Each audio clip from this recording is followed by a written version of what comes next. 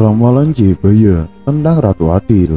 Ramalan Jayabaya merupakan sebuah tulisan-tulisan kuno yang dibuat oleh Prabu Jayabaya, seorang raja Kediri tahun 1135 sampai 1159. Salah satu ramalan Jayabaya yang paling populer adalah yang berkaitan dengan kemunculan Ratu Adil. Terdapat beberapa versi terkait penafsiran ramalan ini, yaitu dari Kitab Musaror dan Sabtu Palon. Dilansir dari Jurnal Filsafat dan Pemikiran Islam, terdapat dua versi ramalan Jayabaya tentang Ratu Adil yang diantaranya sebagai berikut.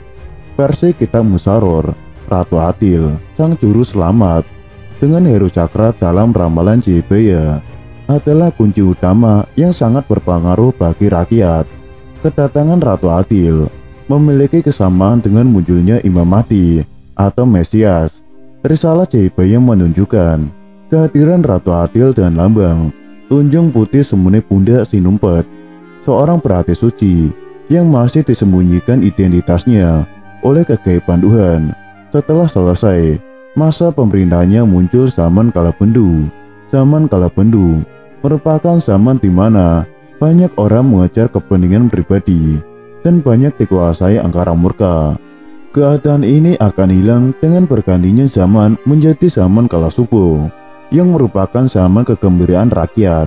Zaman Kalasubu dikenal dengan munculnya Ratu Amisan, yang juga disebut Sultan Heru Cakra.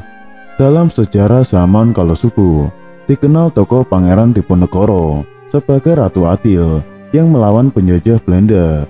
Pangeran Diponegoro dalam sejarah mempergunakan gelar Sultan Ngabdu Hamid Heru Cakra, Kabriul Mukminin, Sayyidina Panatagama Jawa, Khalifat Rasulullah, yang berarti Sultan Abdul Hamid Heru Cakra atau Ratu Adil. Kabriul Mukminin, orang pertama dari orang-orang yang yakin. Sayyidina atau pemuka agama, Panatagama Jawa atau pemimpin agama di tanah Jawa. Khalifat Rasulullah atau Khalifah Rasulullah. Peristiwa gerakan Ratu Adil dalam zaman Kalasubu terjadi di Klaten dengan peristiwa Mangkuwijaya pada tanggal 8 Juli 1865. Gerakan ini mengalami kegagalan sebelum melancarkan aksinya. Gerakan yang dilakukan oleh Mangkuwijoyo diilhami dari tulisan-tulisan yang berisi ramalan Jayabaya. Pengikut gerakan Mangkuwijoyo percaya bahwa orang asing akan dibinasakan serta Surakarta dan Yogyakarta dihancurkan. Dari ketiga gerakan Ratu Adil tidak muncul pada zaman Kalasubu yang berlangsung pada tahun 1800 sampai 1900. Kemunculan Ratu Adil masih diharapkan pada zaman berikutnya seperti zaman Kalasumboko dan zaman Kalasuroso. Versi Sabtu Palon, Sunan Kalijaga dalam Buku Kinanti, Serat Lambang Praja karya Mangkuwijoyo menyatakan kehadiran Ratu Adil adalah 500 tahun semenjak Kerajaan Demak.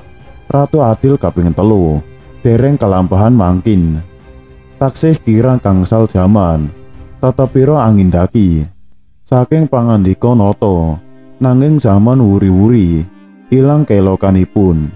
Karana sangunging jamni amung mujeng kalahiran tan wonten nedya martapi, ngegungaken suka-suka nengeaken sanggo runggi. Artinya kurang lebih masa datangnya Ratu Adil itu masih kurang 5 zaman sejak zaman dinasti Demak.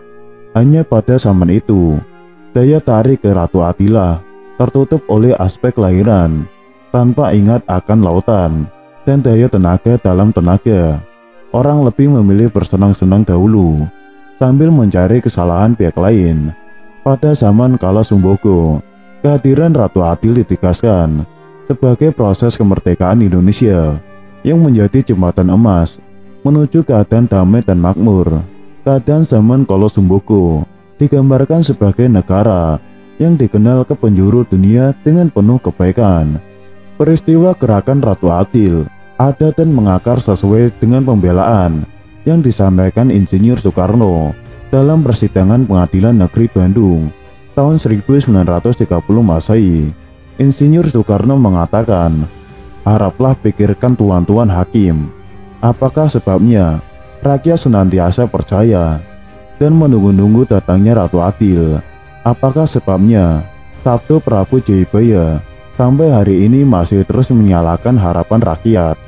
Apakah sebabnya seringkali kita mendengar bahwa di desa ini atau di desa itu telah muncul seorang Imam Mahdi atau Heru Cakra atau turunan seorang Wali Songo? Tak lain tak bukanlah oleh karena hati rakyat yang menangis itu. Tak berhenti-hentinya yang habis-habisnya menunggu-nunggu atau mengharap-harapkan datangnya pertolongan. Sebagaimana orang yang berada dalam kegelapan, tak henti-hentinya pula saben jam, saben menit, saben detik menunggu-nunggu dan mengharap-harapkan kapankah matahari terbit. Dalam ramalan Raden Ngabeyi Ronggo Warsito menyebutkan kelahiran Ratu Adil adalah tahun 1877, bertepatan dengan tahun 1945 Masehi. Tahun tersebut merupakan kemunculan Ratu Ambisan yang diungkapkan dalam Jangka Jayabaya. Ramalan dalam kitab Joko Lodang ini dipersonifikasikan dalam sosok Insinyur Soekarno sebagai proklamator yang memimpin kemerdekaan Indonesia. Kemunculan Ratu Adil selalu dinantikan kehadirannya oleh masyarakat Indonesia. Hal ini disebabkan karena adanya anggapan bahwa dengan datangnya Ratu Adil akan memberikan jalan keluar atas kerusakan tatanan sosial politik, sosial ekonomi, dan sosial budaya. Seperti yang kita ketahui, Ratu Adil adalah mitologi Jawa yang dalam serat-serat kunonya menyatakan bahwa akan datang pemimpin Nusantara yang akan menjadi penyelamat, keadilan dan kesejahteraan bagi masyarakat. Pemimpin itu disebut juga Heru Cokro. Ramalan tentang datangnya Ratu Adil ini berasal dari Prabu Jayabaya, seorang raja kerajaan Kediri yang hidup pada sekitar abad ke-11. Dalam kitab Musaror Jayabaya disebutkan bahwa pertanda kedatangan Ratu Adil antara lain kemelut sosial, malapetaka alam, serta jatuhnya raja besar yang ditakuti. Ratu Adil dalam bahasa Jawa berarti raja yang adil.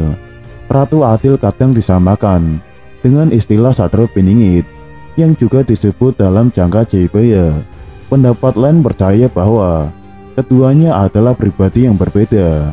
Dalam hal orang yang dipercaya sebagai Sadra Piningit belum tentu bisa menjadi Ratu Adil.